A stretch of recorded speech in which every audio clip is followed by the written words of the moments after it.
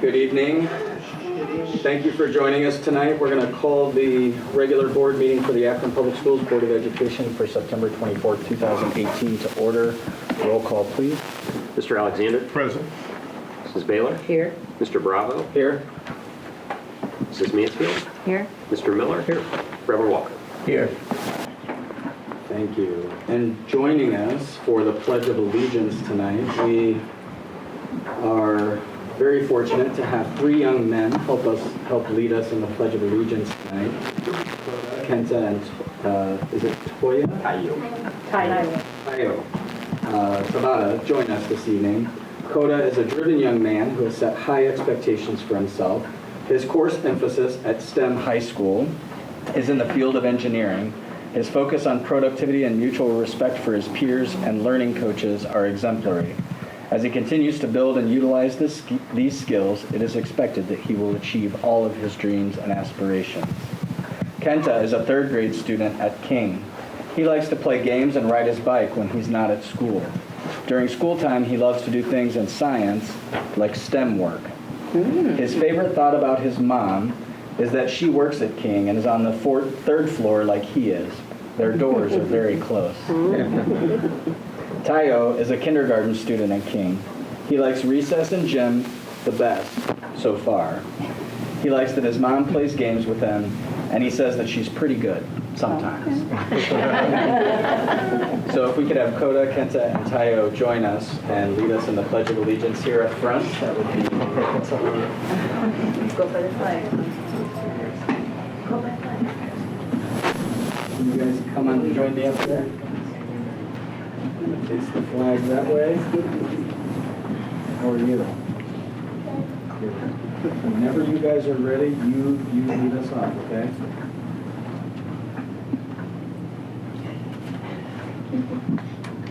I pledge allegiance to the flag of the United States of America and to the republic for which it stands, one nation, under God, indivisible, with liberty and justice for all. Thank you guys. We're going to do a quick picture of you two right here. If you could wait 1 second. This way, wait 1 second. And we're going to turn that. Oh, you know what? Yeah. Okay. We'll do it that way. All right. You ready?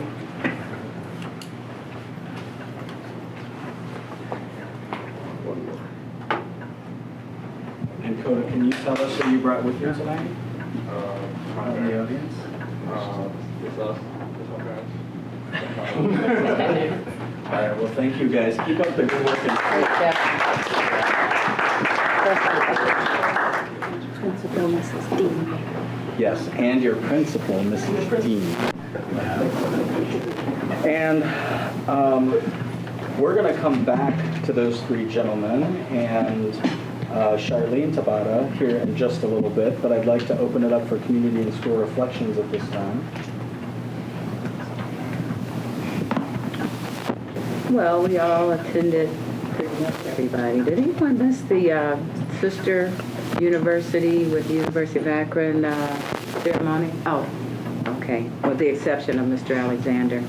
But we were all in attendance. It was just great to put them on board or officially accept them on board with our career and academies project, and they were delighted to be the first sister university to get on board with the Akron Public Schools. So our ambassadors, all of our students who participated, it was just a wonderful occasion, a very positive time of sharing and networking and being able to continue to encourage our young people to, in their leadership roles. And they just did such an excellent job, such a great representation for us here at APS. So it was just great, and others can just continue to share.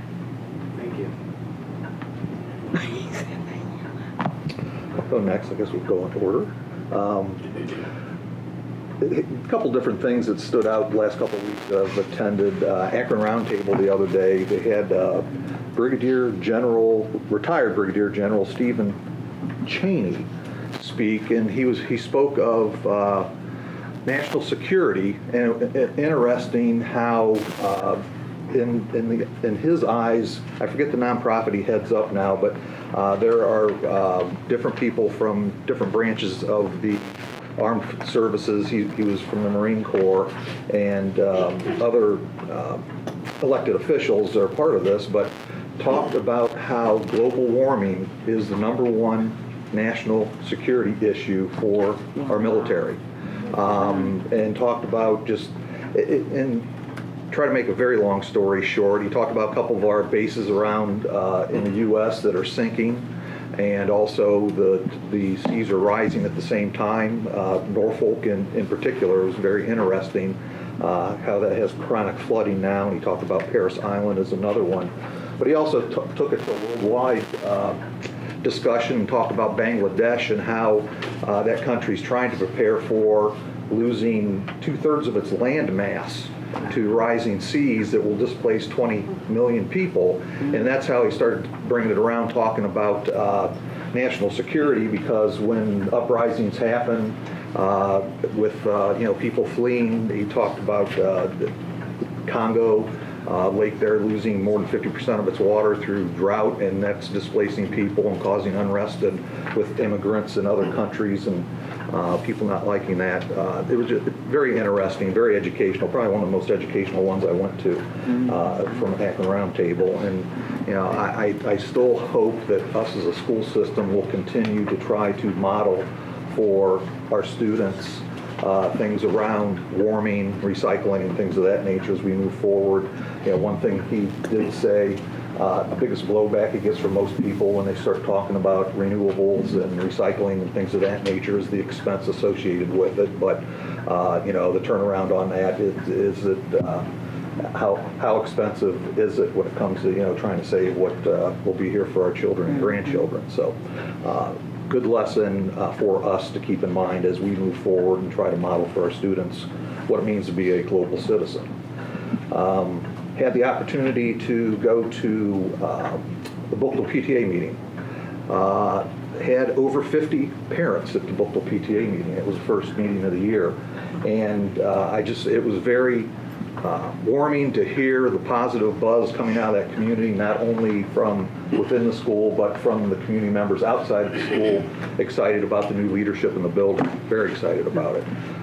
So that's a positive moving forward. They're excited to get going with the career academies. They're talking about involvement with interviewing the student ambassadors and things of that nature. What else did we talk about there?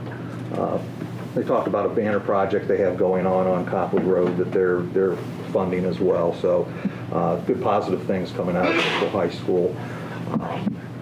The other of interest was Summit Education Initiative. They had to report out, I think it was the 7th annual report out, and there's been some things in the paper about that as well. But the one takeaway I got, and it was also written about in the local paper, was how the opioid crisis is starting to affect kindergarten readiness.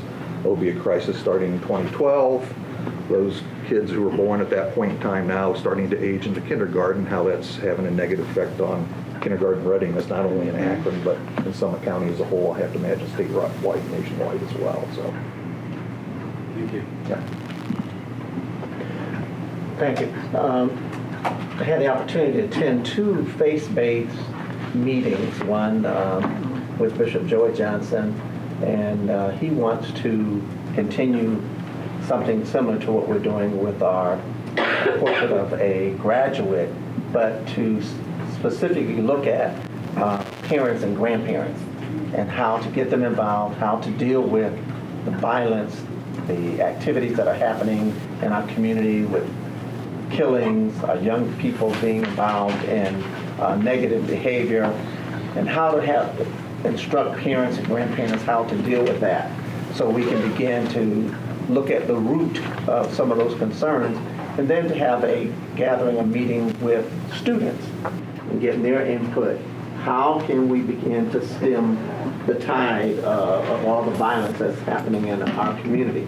And of course, that plays directly into what Mr. Miller will talk about later on with a portrait of a graduate and behavior, and things like that. So from a community and religious standpoint, we're working at that, trying to see what we can do under his leadership. And then likewise, Pastor Samuel Hampton had a faith-based meeting at his church and brought in both the meetings. The mayor attended both the meetings. Irene Shapiro attended the meeting at Pastor Hampton's church. And again, this was dealing with all of the things that are happening.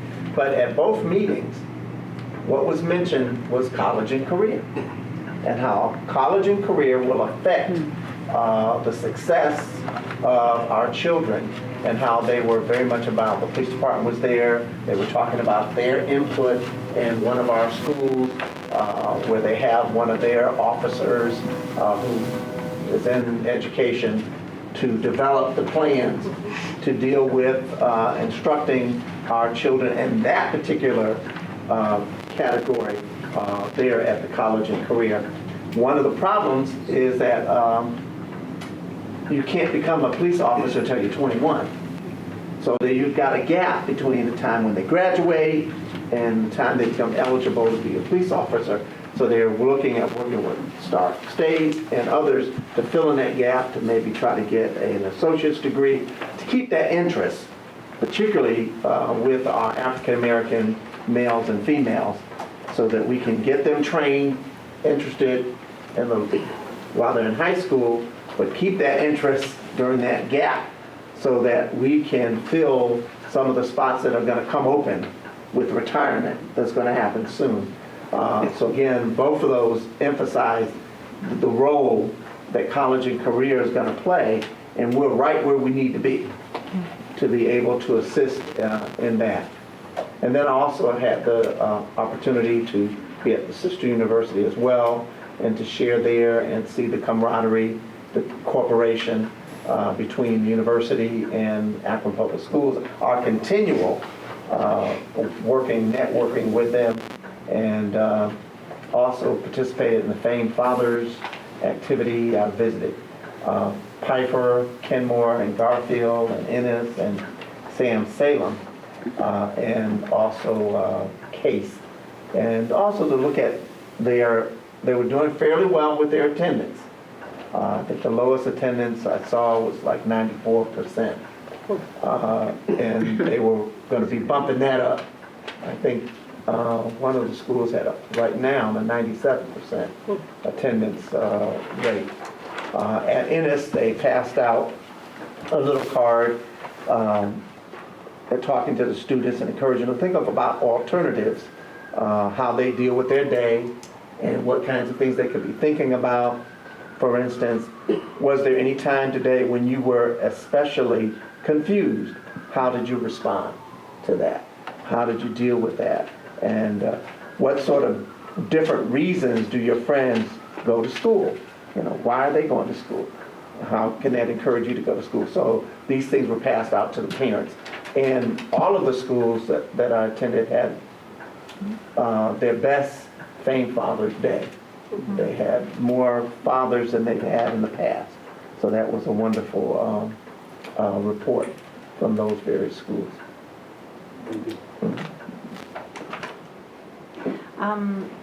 I also attended the roundtable. I wanted to give a shout out to Mrs. Popa, who graciously, I was walking to my table and I saw a table with students from STEM and decided they looked much more interesting. So she let me join their table. And I had a lovely lunch with the students. You know, sometimes it's just great to hang out with teens. I think they have a great energy.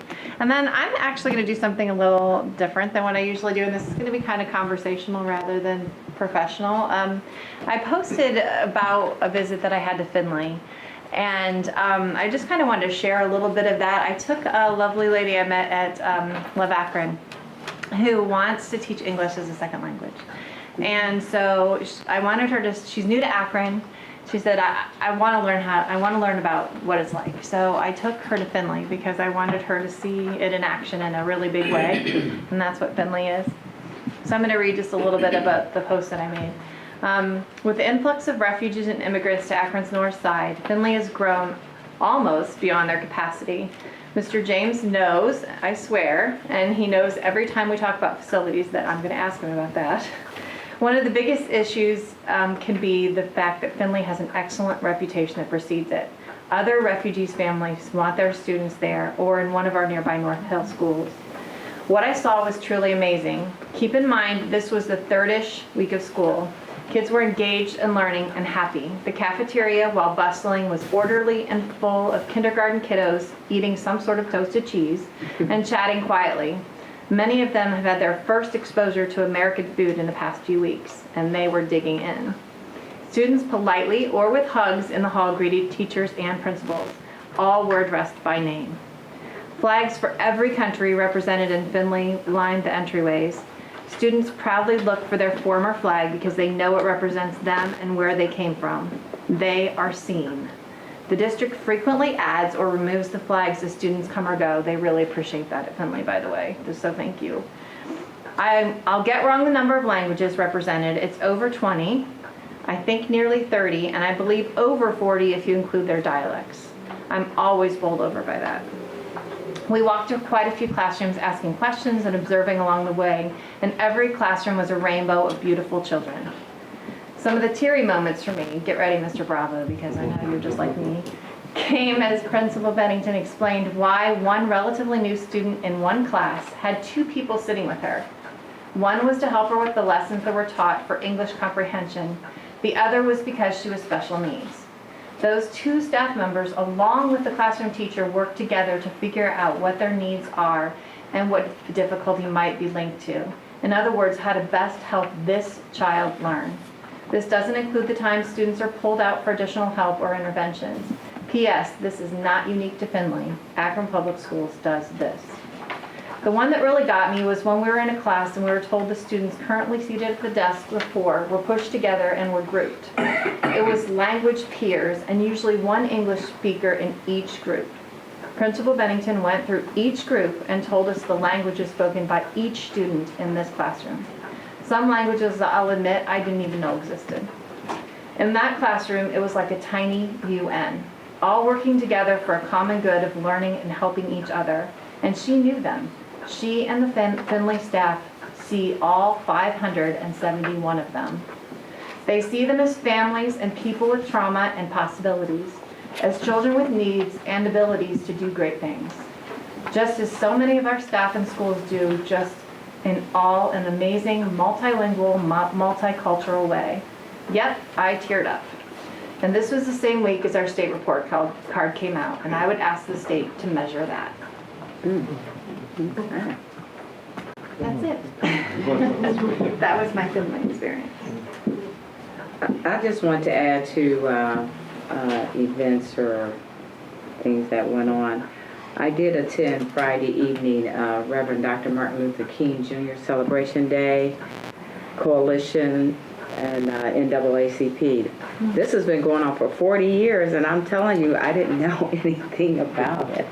I mean, that may be a shame to some, but I was just glad to be a part of it because the interesting thing about it, they had a health fair coupled with a program that included about 20 plus pastors that they were giving awards to for their participation in the community and helping others.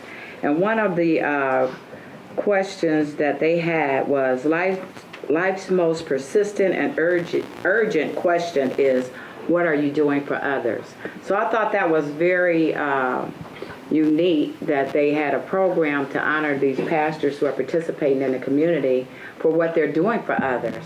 And if you notice, the pastors are somewhat rising up and joining hands with the community leaders and other members of the community to try to help with some of the things that are going on that are not serving our community very well. So I had to mention that because it was something that was really unique, I thought, but then it was very relevant to community uplift and things that would propel us forward as a unit. So.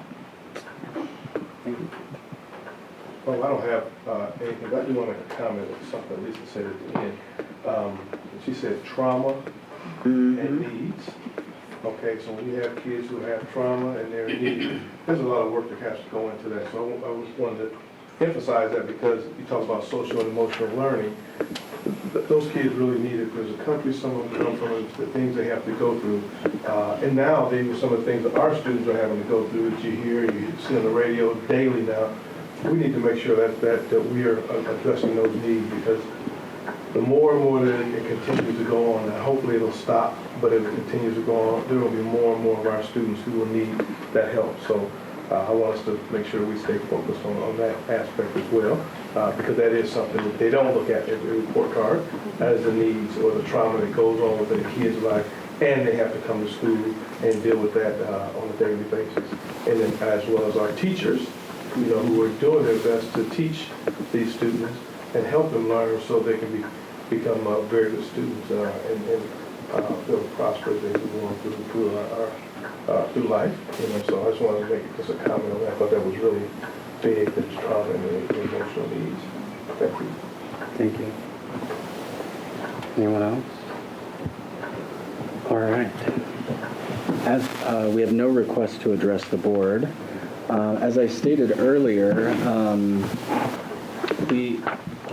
you're good? Okay. As I promised earlier, we're going to come back to the Tabatas now because we do want to recognize Mrs. Charlene Tabata. And I have the pleasure of formally introducing her to the board tonight.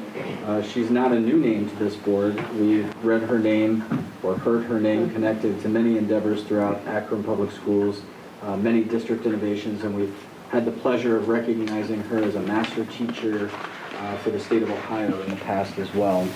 Mrs. Tabata is innovative and creative. She inspires fifth grade learners at King CLC, and she served our students and our families for more than 20 years. And a few of her inspirations and innovations include, and I'm going to read these because they're too numerous for me to memorize, teaching Japanese to our K through 5 students at Essex, coordination of the community honeybee project with the Akron Zoo. She's a key member of the International Baccalaureate team at King.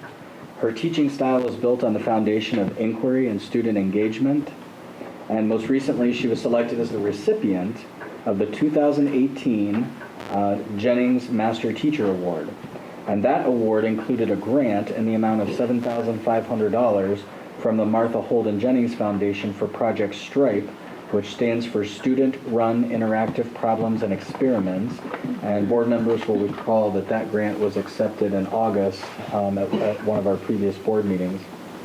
Mrs. Tabata was a division finalist for Teacher of the Year, and she shared the following quote with the committee. I want to share the quote from John Whited with you tonight because it represents her philosophy and will help you understand her drive and motivation. Here's the quote.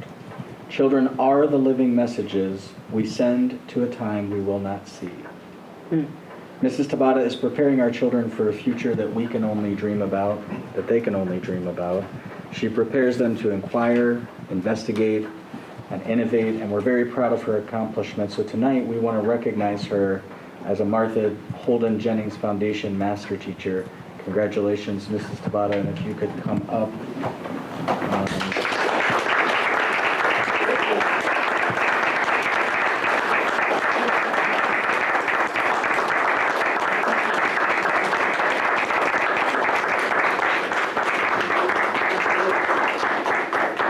We know that you brought your principal and your family with us, so if you want to introduce or reintroduce or tell us about your journey and what this movement is. This is a little bit hard to get through tonight. You mentioned the August meeting, and I was supposed to be here then. Shortly before that, my sister had an aneurysm, and is currently in long-term care, acute care. She should be here, so this is a little hard for me. She was my inspiration. She is my inspiration. She's a retired teacher, and she's 14 years older than me, and so I took all my strength from her growing up, and I wanted to be like her, and so she's here with me with my necklace today. But it wouldn't be possible without my family and without Mrs. Dean. We were just joking. My husband who is not mentioned, is in the blue right there, Casado. He is my driving force, to be honest with you, because for every project that I do, every time that I stay after, late or something, he's got the kids and it's a team effort. And my sons, as you see are here, they're supportive, and it's really nice to have them here with me at camp. And Mary is phenomenal. She's supporting me through everything that I try and go, what about this? Can I try this? She'll go, okay. Let's wait in a little bit, let's see about this. And with Project Stripe, I went to her and said, what do you think about this? And she was right on board, so that helps. And it stands for, as you said, the student-run interactive problems, but it's like a COSI idea, a COSI that you bring in, but it is run by my students. And so in another fifth grade class, and they will create a portfolio of experience we've done throughout the year through our IB units, and then they will go back and they will create experiments that they will run, and the students will circulate through it. So that's where the money will be spent, and it will be sustainable. And if lucky, we can expand it throughout Akron. So instead of having to pay for somebody else, we could do it in-house. So thank you. I think if I could just say, we appreciate not only you being here, but sharing with us a little bit, I guess, about your story. But the awards are great, and the master teacher is great, and the Martha Jennings, Holden Jennings grant is fantastic. But I think what gets me the most is your heart.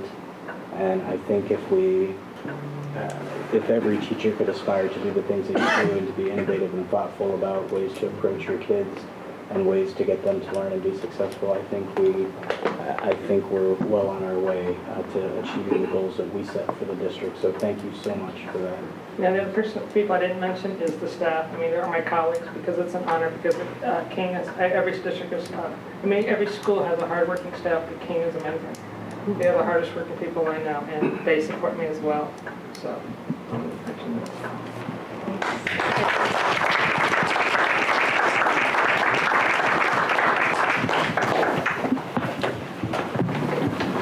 She's outstanding. I've been to King a couple of times, and the kids love Rhoda. It's like having them have another mom, and she's of her own herself to the kids. So thank you very, very much. Thank you. Thank you.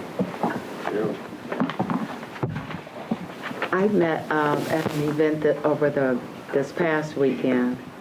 I don't know, the days are just running into each other, so many things going on. But 2 of our bus drivers were in attendance at this event, and they were talking, and I went over there, I'm like, what's your names? Because one of them has been with us for over 30 years, and the other one 30 years exactly. And I promised them, I said, I'm going to mention you guys at the board meeting. And wouldn't you know it, I cleaned out my purse, took out the card that they wrote all the information down on. I don't have it, but I will bring it back the next time. But I did tell them I would mention them, so I didn't want to, let that just slide by, so that they would know if they listen to this or see the tape or whatever, that I did mention them, but I'll officially bring their names to our next board meeting. I just appreciated that they've been with us that long as bus drivers, because think of the impact with our children and stuff. And they're not frustrated. They had happy faces, so that was important. Yeah. Thank you, Mrs. Scott, for being here. Thank you, Mrs. Dean. thank you for the opportunity.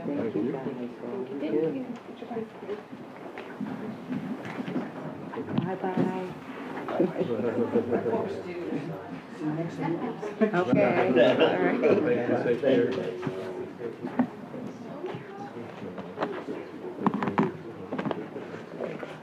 In case they want to, I didn't say I didn't say anything.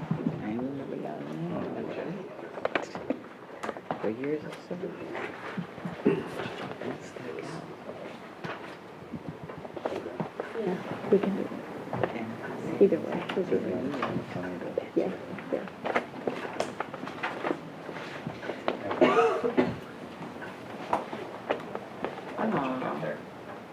All right, we are going to do things slightly out of order this evening. I'm going to ask the board to entertain a motion for a very brief executive session, or recess into executive session, before we move forward with the balance of our agenda tonight. So so pursuant to Ohio Revised Code Section 121.22G3, for the purposes of consulting legal counsel to discuss disputes involving the board and/or the school district, I'm going to ask that we recess into executive session. Everyone can stay put. We'll go next door so that nobody has to move, and we should only be a few minutes. So move. Second. We have a motion and a second to recess into executive session. Any comments, questions, or discussion before we do so? Hearing none, roll call, please. Reverend Walker? Yes. Mr. Alexander? Yes. Mrs. Baylor? Yes. Mr. Bravo? Yes. Sorry. Mrs. Mansfield? Yes. Mr. Miller? Yes. Thank you. He's here. He just. Okay. Good evening. We're back in session at 6:31. Thank you for accommodating. Make sure we can fit everything here. Gotcha. All right. We have approval of meeting minutes for the regular meeting, date of meeting.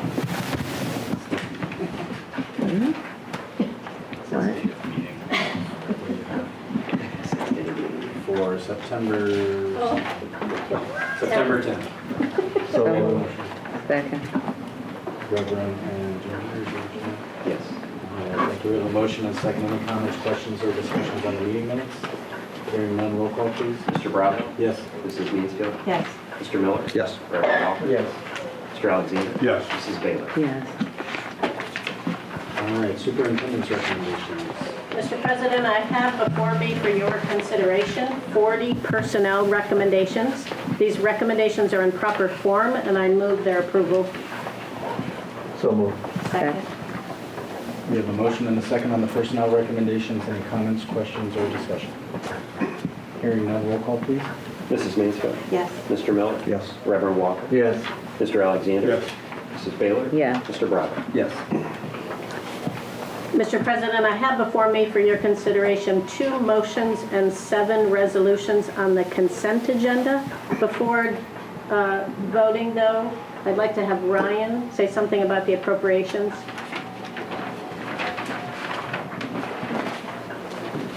Included in your packets tonight is an appropriations how-to manual, also included copies for the press. This is an education guide that our office put together about the annual appropriation measure. At the very last page, it builds on the yearly calendar that we've been including to you, one in the placemat setting format, and here just a little bit more appropriate for this report, to give you a sense of how this budget works with public schools. And as you know, as of June 30, we passed a temporary appropriations resolution right around $80 million. Tonight you're approving the permanent appropriations for fiscal 19, so for the 18-19 school year. And if I could just give you a little bit of narrative about the importance of the budget. The general fund budget's approximately $350 million. We have another $43 million in special revenue funds. After capital, all other capital, internal service, and fiduciary accounts, you're appropriating about $559 million. About 70% of our general fund budget is salaries and benefits. Another 23% is purchase services. So those are personnel-related services that are not on general fund payroll. So I just wanted you to get a sense of what, as a service industry of what we are, how much money of our budget is non-discretionary. To give you even further clarification on that, we spend about $10 million on supplies and materials. That represents 3% of our budget. So 3% of what the superintendent and his staff have the availability and discretion to spend on in terms of classroom materials, supplies, textbook adoptions, This is representative not only of Akron Public Schools, but almost every public school in Ohio. It gives you a frame of really how much discretion the board and its staff has over what finite materials reach the classroom. We absolutely do everything we can with every cent that we have. Capital outlay and miscellaneous account for just another 3% of that budget.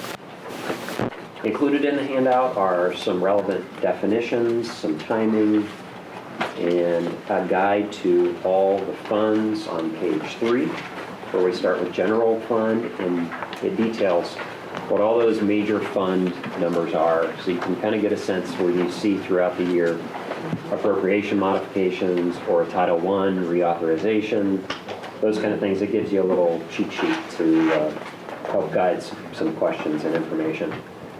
The only thing I would like to record for the board tonight is, as we are preparing the 5-year forecast for October and as we're submitting the final budget, it's always the treasurer's wish to get to the end of the school year and get as close as we can to our estimates. However, it's also important for us to talk to you about the differences in some of the needs. As you know, from June 30th, we did have to subsidize our permanent improvement account, if you remember. It's the first time in our history we've had to do that. We do have other capital needs that are not served by the Facilities Commission. And I talked to the superintendent about getting some of these just in front of you, as we are going to have capital needs with these buildings. We know that Firestone Park, Pfeiffer, North, Miller South, Kenmore, and Garfield will all have capital needs that will either be started this year or in the future 1 to 3 years. So through Mrs. Falk's capital improvements committee, we'll bring that to finance, bring that back to the board. We'll be very purposeful about what we bring in terms of boilers, roofs, other capital needs. And the reason I say that tonight at the permanent appropriations is we may have to amend appropriations throughout the year. So I just want to plant that seed. We'll address those through committee as we get those estimates. Okay? I want to give, just as part of that, no, I guess we could do the motion first. If we're good. Mr. President, these recommendations on the consent agenda are in proper form, and I move their approval. So moved. Second. I just wanted to say, this document, this is something Tim and I talked about when we were on Finance Committee a few years ago, and I know Reverend and Tim have carried those conversations forward, and then even from a leadership perspective, just finding ways to educate and engage at a higher level than we normally have been, both in the budgeting process, and this document is fantastic. We started with the calendar, actually. Right. This whole document, and the one that preceded it, that I was reminding Ryan, he actually did one of these previously for us. It all started with us getting an annual calendar in place, and it's been built on for that, and you took it to a whole new level. This is fantastic. This needs to become part of our annual orientation packet. This is really good. So just wanted to give kudos where it was due. I appreciate that. I do have a question. Yes. Ryan, so it's the 03 fund you were talking about for an improvement? Yes. That's on here. So the $5,876,000, does that include the subsidy still in there, or has that already been taken out and put? That includes the subsidy. Okay. Yeah, it does not include board authorization in June 30th, but the expectation that we will expend $5.8 million this fiscal year is incorporating about $280,000 of what we estimate to be the subsidy. Okay, Yes. thank you. Good question, thanks. Good question. Any other comments, questions, discussions on the consent agenda or permanent appropriations for fiscal year 19? Hearing none, roll call, please. Mrs. Mansfield? Yes. Mr. Miller? Yes. Reverend Walker? Yes. Mr. Alexander? Yes. Mrs. Baylor? Yes. Mr. Bravo? Yes. And finally, Mr. President, I have before me for your consideration 9 business affairs recommendations. These recommendations are in proper form, and I move their approval. So moved. Second. We have a motion and a second on the business affairs recommendation. Comments, questions, or discussion?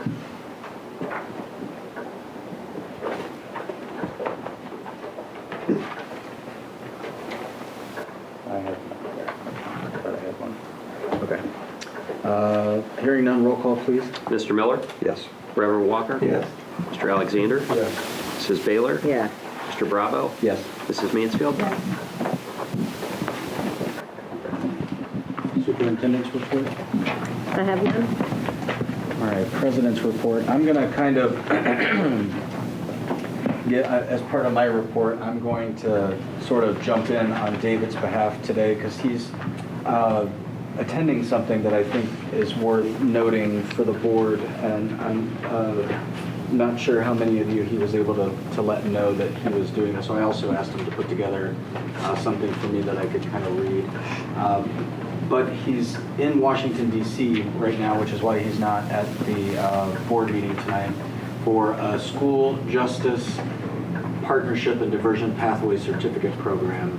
And he's actually there with some of our staff, both in student services, also Sergeant Doug Sander, Andrew Zaccardi, and Judge Linda Teodosio, and staff from the Summit County Juvenile Court. And so this is what he put together for me. Educational success is a gateway to positive outcomes for children and youth who are at risk. Unfortunately, many youth known to or at risk of entering the juvenile justice system do not obtain the services or supports they need to thrive in school. Youth exhibiting problem behavior are suspended and expelled at high rates due to harsh disciplinary policies and practices, and often become involved in the juvenile justice system. Far too many youth with special education needs do not have their needs met. Further, children involved in the child welfare system are often moved from school to school without cross-agency supports they need to succeed, which then raises the likelihood that they will disengage from school and begin to act out. In addition, those with juvenile justice facilities often lack the quality education services they need. In order to truly be successful, schools and community partners must develop systems that recognize and address the social and emotional needs for students, especially those students who are most disadvantaged and at risk, and provide effective alternatives to suspension, expulsion, and referral to the juvenile justice system. Addressing the educational need for youth who are at risk is a multi-system issue and requires a coordinated approach by everyone with a vested interest in the success of America's young people. School justice partnerships and diversion pathways, at Georgetown University in Washington, D.C. are working to foster this collaborative environment by establishing a venue that offers leaders the opportunity to develop capacity, effectuate change, and build sustainable system improvements within the educational and juvenile justice systems. And I bring that up and wanted to talk about that for just a minute tonight, just because wherever there are children, there are clearly going to be behavior and disciplinary issues. If you need proof of that, you can visit my home. I have a 12-year-old, and there are definitely behavior and discipline issues. And we have been working this year, and I know Tim's got a report out. You had your meeting on Friday on our Portrait of a Graduate committee. There are things that we've done very intentionally this year to try and look at behavior and discipline, but to also address it through a different lens, not just through behavior and discipline itself, but what does a successful Akron Public Schools graduate look like through that lens, hence that committee. And so there are some things that are very obvious that we've done that way, but also through I Promise and College and Career Academies. I was just talking, I think, on Friday about just how impressive it is that we've been intentional, and one of you mentioned trauma tonight, or it might have been Bruce, one of you mentioned trauma tonight, how we're looking at the supports that go a long way towards addressing issues of behavior and discipline. So some things being very obvious. This is a very obvious way that we're looking to keep kids out of trouble and find alternative ways to address behavior and discipline. Some of them, like the family resource centers and the therapeutic interventions and trauma-informed teaching practices at I Promise are not so obvious or direct, but they all go to the same thing. So I really want to applaud the superintendent for taking some of the things that we've kind of been pouncing on this year and really finding ways and to partner with. I mean, there are school districts across the country who I'm sure don't have the relationship that we have with our juvenile court or our court system in general. And so for him to be at that, that's it's a good excuse to not be here. So, I asked him to put that together just because I wanted to mention that tonight. So that is my report. Treasurer's report. No report? Committee reports, legal contracts and board policy. Finance and capital management. No report. Instructional policy and student achievement. There's things that you're, I would encourage you to look at. Taylor, was there anything you wanted to point out in particular? No, Just encouraged, again, by the number of partners coming forward. You know, we talked about the Sisters University agreement, but it's not all huge partners. There are also dozens and dozens and dozens of smaller partners. So there are a few of them listed here, so I encourage you to just take a look at those. Thank you. Portrait of a graduate. Very good meeting last Friday. I think we probably had more participants Friday than we've had. At least it was there was a lot of energy in the room. We're starting to get into what we call the design phase within appreciative inquiry. We split up into our groups, and I think I prefaced this last board meeting, but we had our expert from within Akron Public Schools and our expert from outside the Akron Public Schools walls to sort of not necessarily steer the discussions in the 5 groups, but to keep them on task, I guess, because we've sort of put the task out on Friday that it's time to start coming up with something that is actually actionable, that we can do with the little bit of discretionary money that we have to do things within a public school setting, but to also make it actionable, because one thing I promised everybody when they got involved, we're not just getting together to have a discussion to feel good, the old let's do the Blue Ribbon Committee and then, put it on a shelf and feel good about talking about it. We had very good student participation. Coach Papa from STEM had students, and we had students from Litchfield there as well. And on the report out from 2 of the tables, anyways, 2 of the discussion groups, they said how valuable it was having the students' perspective sitting there and listening to them.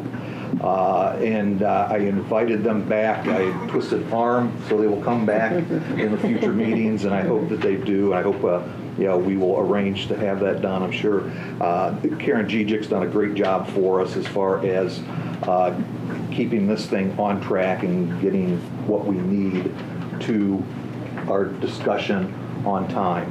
I was asked before we started last Friday what I felt I could see, direction we might be going internally and externally. I'm not going to share that publicly because I don't want to taint the community's direction on this, because once again, it's a community discussion. We want to hear what they think we need and what they believe can be actionable as we come out of this. It's interesting. You mentioned Doug Sandor. He's involved in our committee. We've got a lot of involvement from outside. I thought it was interesting. Some of the report out, some of the discussion we did have was from different community partners, and people were talking about different community things that are happening in other clusters that some people hadn't heard of. And I think it's interesting that this is giving people an opportunity to get together and share notes. So it's moving along.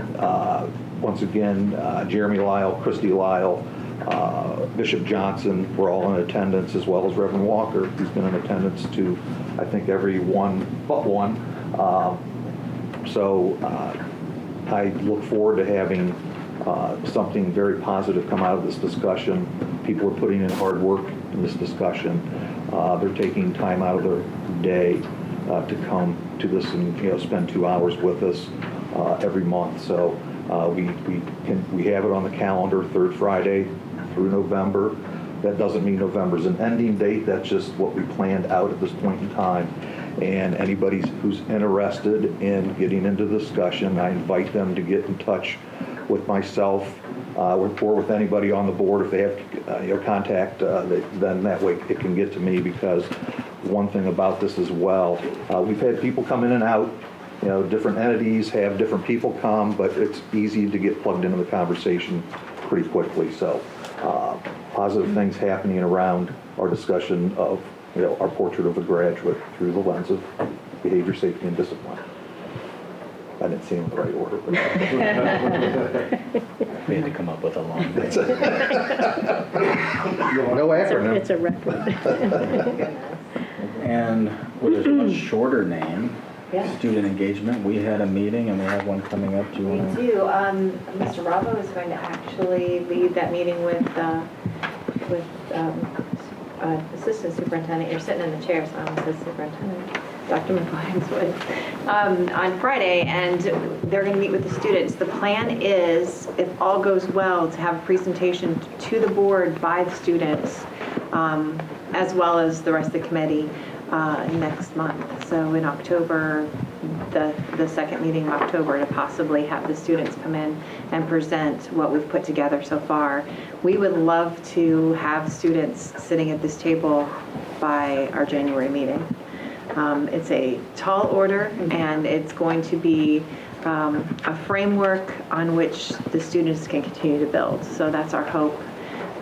So look forward to that. I'm excited. I just wanted to continue along that line. I know you have something to say, Mr. Alexander, but when you mentioned the student engagement, I just love that, because the students are taking ownership for their education, and it empowers them, and it draws them into the conversations and into the committees that we have as a board. And I just applaud you for that, for coming up with that. They weren't shy either. I floated from group and they were not shy, which was good. Ours are not either. Right, they tend not to be. So this is good, because we can learn from them as they learn from us. So good job, I'm guys. going to say Lisa again, and, thank Tim. you both. You guys have taken that further, both of you, further than I could have imagined. So, I mean, it's exciting to think we're going to have some students at some point around the table, and that we're going to have some idea of what the community thinks we can do to. Did you have anything to add? Oh, no. So thank you guys, and thank you, Reverend. Thank you guys for all your work on 2 extra committees, as if you didn't have enough. Question. Yes. How did both groups select the students to be participating in the group? And I want to apologize to Jim for not being, and Reverend for not being able to attend you guys. The students from STEM were suggested by Ellen, because they're developing an app to deal with safety in a school building. Now we're looking at safety from a different definition. How is a child feel safe and comfortable in the school environment, not necessarily from the shooter, that kind of emergency standpoint. But they were I guess they're taking the lead in doing that. Sound like perfect fit for the type of students. And I don't know if it was Karen. I honestly don't know who reached out to Litchfield, quite honestly. It might have been the Lyles, but we got them there nonetheless. Okay. And ours was a little bit different now. We're not done. This is not the student board yet. That's what you're gonna hear about in October. But the students that we picked to be on the student engagement committee were students who in the 16-17 school year, 17-18 school year had reached out to us. So if they took the initiative to email the board or come and speak to the board, we invited those students That was first. over all manner of things. That was uniforms. Right. It was College and career safety, academies, college and career safety. academies, scheduling. Yeah, it So was. they were proactive and reached out to us. That's So right. they were savvy enough to figure out how to get in contact with us, right? So we figured they would be good ones to help other students figure out how to engage with Okay. us. So they reached out, I remember those individuals coming and speaking to the board members. Or they And so- emailed us, or a few Right. that only emailed that didn't come in, but And did they do part of the recruiting as well, to get some of those others, or did they No. just use those students? We just use those students for this part. The other recruiting is going to be much more broad and much more of a digging deep. We've, not to spoil the presentation, but the idea is to get the unusual suspects, not your typical president of student council or prom queen and king. Not that those aren't wonderful students or scholarship winners.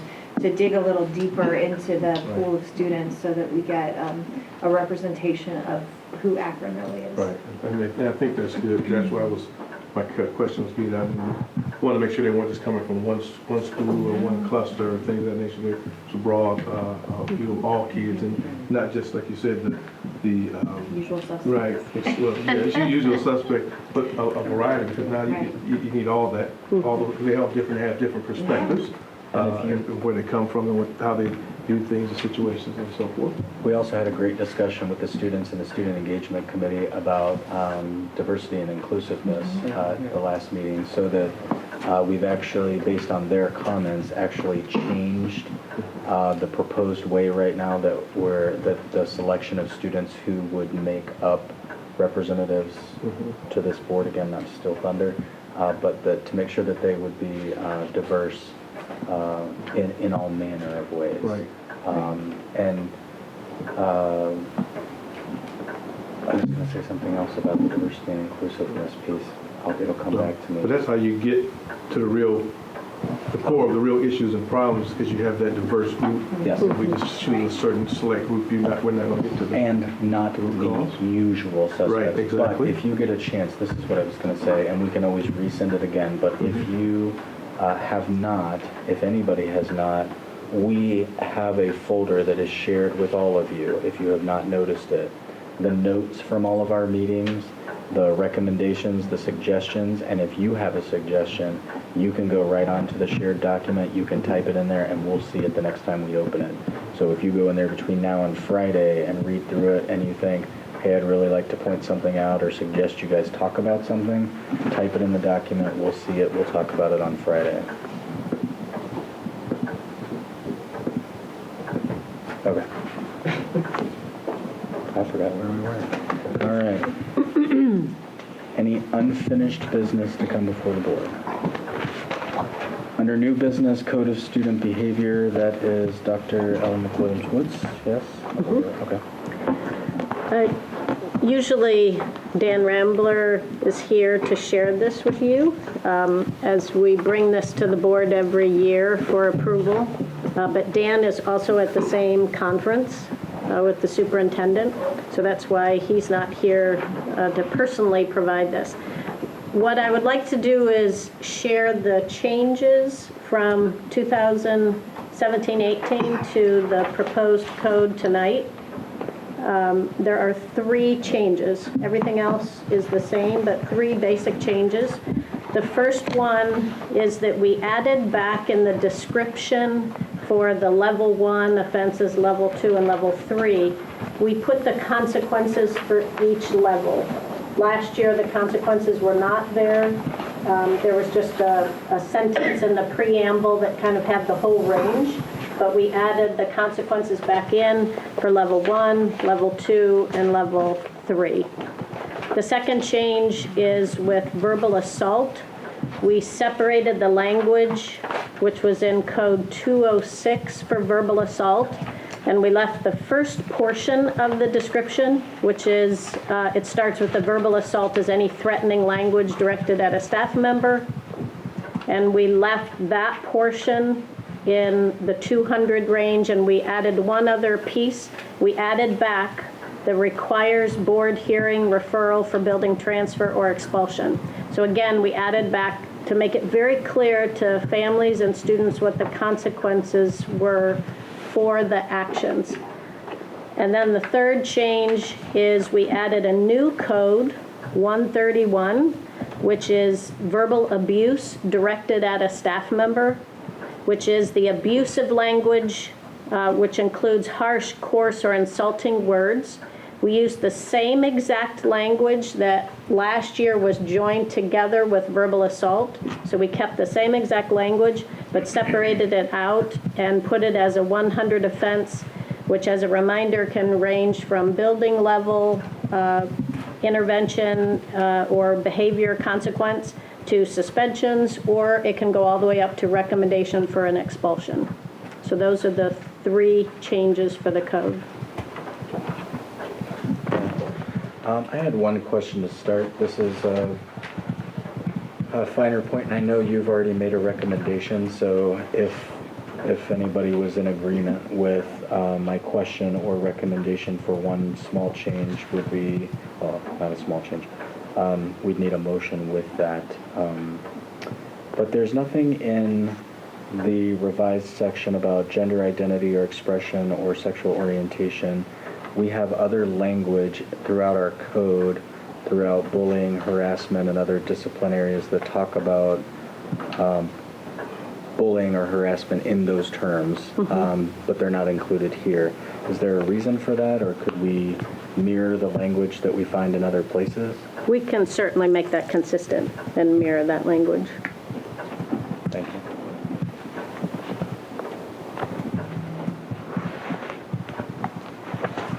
Other questions? Discussion? I just, I can continue to be a little confused that under verbal assault, it actually is, the consequences are different than the description of all other level 2s. And I don't know, I have problems with that. I personally don't like the building transfer wording. I don't know how that serves a purpose, but I guess it's better than expulsion for a student because at least they're still in school. But, that part still bothers me. I've always been against building transfers since the first day I got on this board. I don't know what purpose that serves because it's just shuffling a problem around. I don't know that it's necessarily getting to the core of why that child acted out in the first place. But just a comment I needed to make just to get off my chest because I still don't like that consequence for children. So I think they just get into a building and then they're labeled the minute they move to a building. I don't think it's productive for the child because they get that label going into the building. I don't know that they necessarily would be befriended by the better element of students in the building, whatever that means. But, they acted out in the building they were in before, and it's just, transferring a problem from one building to another. And I don't see that we have anything in there from a restorative standpoint. I'm sure we're doing those kind of things, but I guess, I'd like to continue that discussion on what we're doing restorative standpoint for these students who get on this building merry-go-round. Because we've seen other incidents where child transferred and then transferred again, same behavior, transferred again.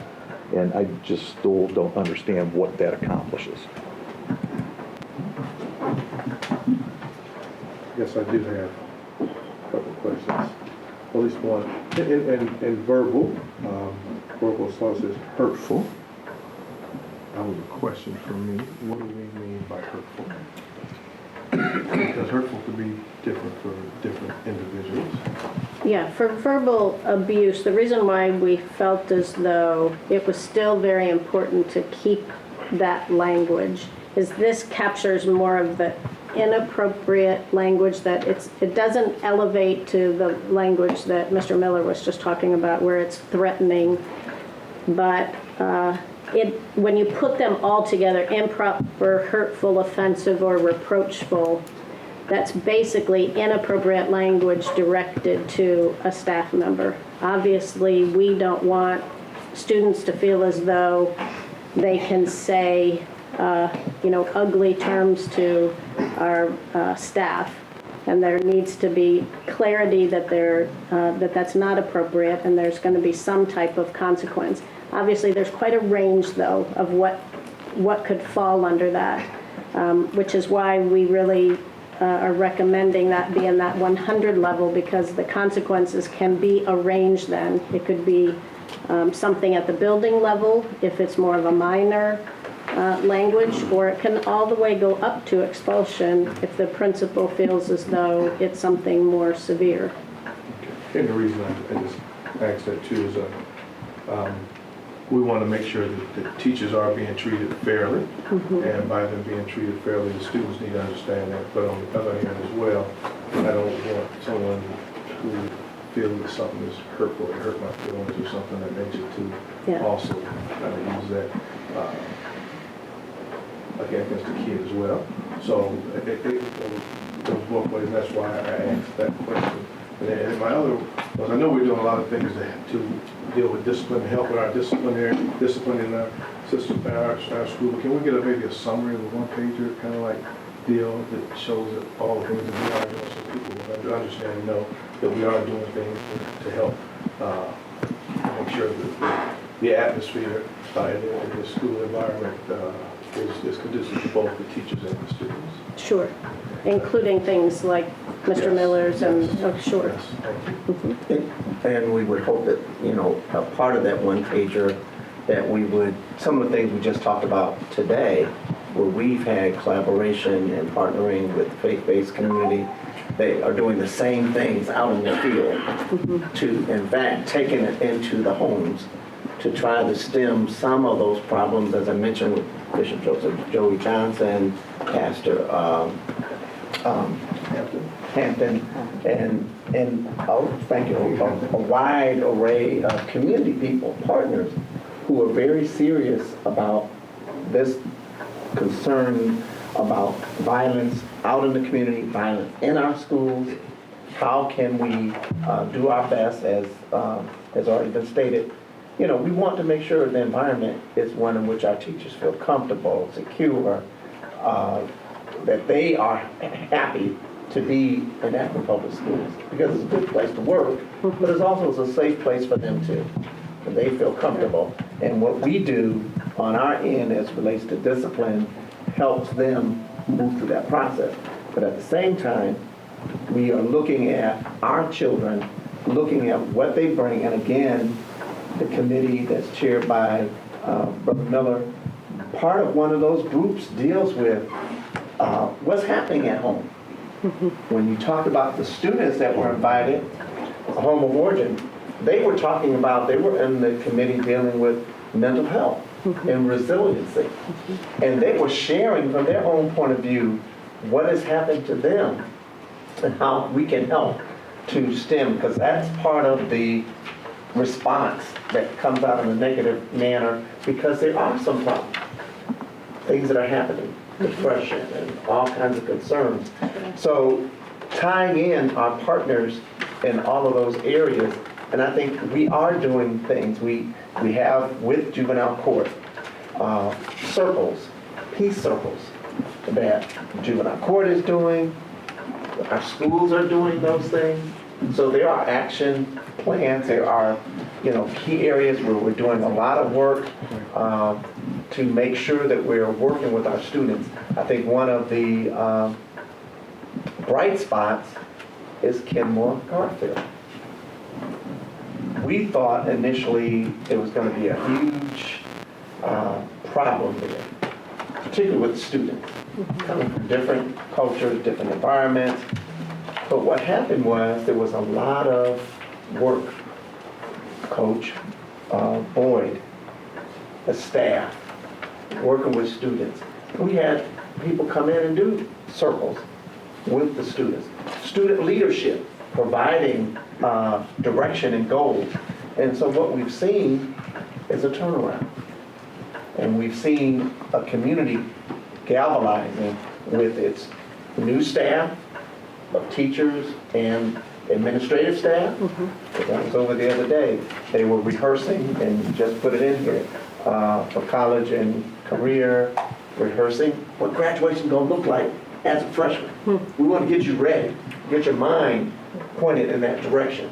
And how you get there is by the portrait of a graduate. We want to start right now. We begin to plant that seed and do all we can to provide the resources to make that happen. So we are doing quite a bit with all of our partners to make sure those things are happening. to safeguard everybody, our students, staff, administration, to make sure those things happen. Yes, sometimes things fall through the cracks, but I think we're doing an honest job of making sure we're being transparent and getting those things done as best as possible. And I want to say one last thing. Reverend Walker said the circles, and I don't know if everyone knows that there are a number of our school counselors last week who got trained in circles so they could have them in a lot of the schools. So that was something that they went to training last week with some individuals who were from, I can't think of where they were from, Minnesota. From Minnesota, who came and has done this several years ago, and then they came back and we were able to get them in to be trained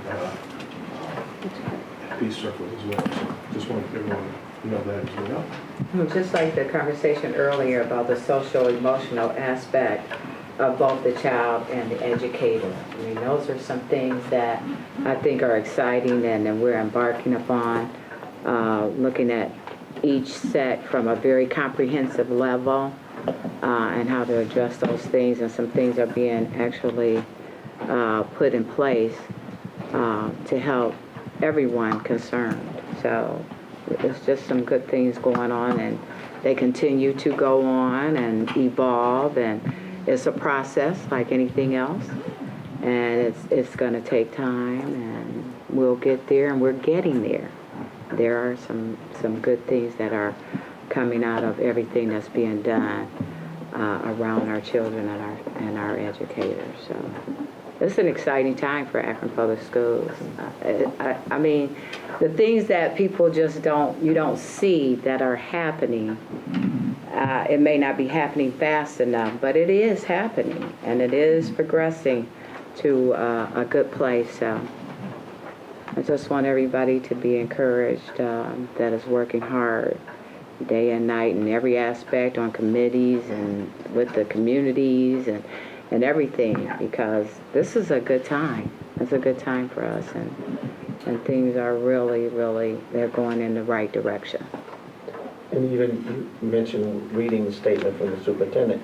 Right now, our staff, Judge Teodosio's staff, and others are there on the ground floor trying to figure out other avenues how to help in this particular area. So we need to be involved in that and have input and have opportunity. And so there are those who have taken advantage of that and are working right now hard to make sure that comes about. Thank you. So, something else? You know, it's kind of been mentioned, but it does talk about making consequences clear, not just to students, but to parents as well. But not just consequences, but that there are interventions available. Not every part of discipline has to involve punishment. Some of it does, and some of it's necessary. But using that, some of the things we've talked about, and as far as trauma-informed education, we've talked a little bit about that today, and working toward those restorative properties and resiliency and things like that. Cultural competencies that we've worked really hard on and continue to work on every single day with our staff that's so fantastic at taking those things into consideration. You know, in my house, I use sarcasm. In somebody else's house, they just talk much louder. So understanding that those are, you know, ways that we communicate that are different too. So keeping those in mind, and rather than throwing the book at someone just because I'm sarcastic and Ginger might be louder, or Tim, you know, he might hit his hand on the table. But, you know, it all kind of means the same thing to us. But also considering those other pieces that we briefly mentioned, access to help, pastoral counseling, child guidance and family solutions, Greenleaf, and all those places that are then given access, right? So that's a behavioral intervention. It doesn't necessarily, you know, yes, there is a consequence, but there's also something that follows that up that says, okay, why does Tim Miller, you know, pound on the desk when he's angry? You know, is there something we can do to to help him not do that. I know, right? So making sure that if there is something going on, that help is available. So that's exciting to me. That's That could be awesome. culture. I mean, It could be different culture. cultures. I mean, Right, you look talk at our more with your that hands. melting pot that we have in North Hill. You got all these kids coming from various countries, so that's a little different, you know. I mean, I use my hands sometimes too, you know, but that's just the way that, you know, we have everybody's. He doesn't slam on the table very often, but he might. Yeah. Get excited. Any other comments? I don't know, I was sitting here listening to all of that, and I was just thinking, been on the board 7 years, and in the last 7 years, there hasn't been a year, I think, that we've been, and I just find this interesting, the conversation in the committee and what David's at, but there's not been a year that we've been more intentional or thoughtful or deliberate about addressing behavior and discipline. And, you know, we've had discussions, and even Mrs. Scheib, we had discussions in the past, even last year and year before that, just on discipline and behavior and addressing things and supporting our students so that we don't have the types of issues that, you know, we've had in the past. At one time, we led the state and disproportionately so in suspensions and expulsions, and predominantly of minority children. And then maybe we corrected one way, and we're trying to find a middle ground here, because I think in all of these things and all of the things that you guys mentioned, there's an element of, you know, addressing the things behind behavior and discipline issues and supporting our students so that they match the portrait of a graduate that we have of a successful Akron Public Schools student, while at the same time definitely supporting our buildings and supporting our staff and supporting our teachers. And there is a middle ground somewhere. And I think I've been on the board 7 years, and I asked recently, you know, how many times, because I don't think I even realized as many times as I've read and even helped revise and write some policies, I don't think I realized that we kind of do this pretty much every year. But 5 out of 7 times since 5 out of 7 years since I've been on the board, you know, this piece in particular has come before us in 8 out of the last 10. And so I was kind of just thinking about how much, you know, this is one little thing, but then it went into all these other things that we've also got going on. So I don't know what that means. I just wanted to throw it out there that it's at no time that I've been on the board, and the fact that we even have a committee this year dealing with that, and we have a superintendent that's in DC attending something that I thought was pretty fantastic. Just highlights, I think, what we're doing. It's not perfect, as someone said. I think that was Ginger. It's not perfect. Even this, I think, is a living, breathing document that will, you know, if history has anything to say, you know, we'll be looking at it again next year. And we'll keep adjusting and course correcting until we get to a place. Maybe we'll never get to a place where everyone's happy, but we'll get to a place, hopefully, where everyone feels supported and safe. So with that, any other questions? Just curious, and this might be a Dan Rambler question, unfortunately, but we're you know, looking at verbal abuse being a separate code unto itself.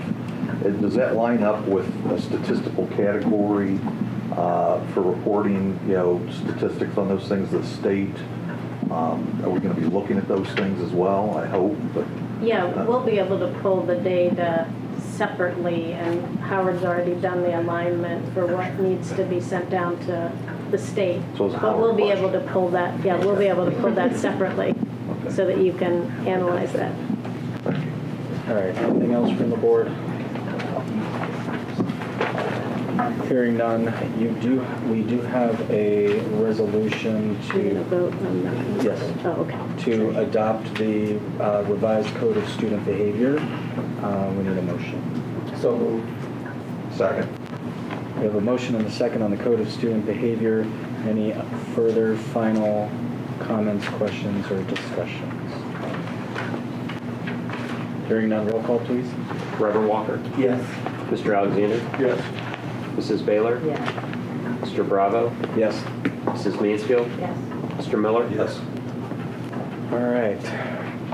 Because everyone accommodated my request earlier, we have no need for an additional executive session. So with that, may I have a motion to adjourn?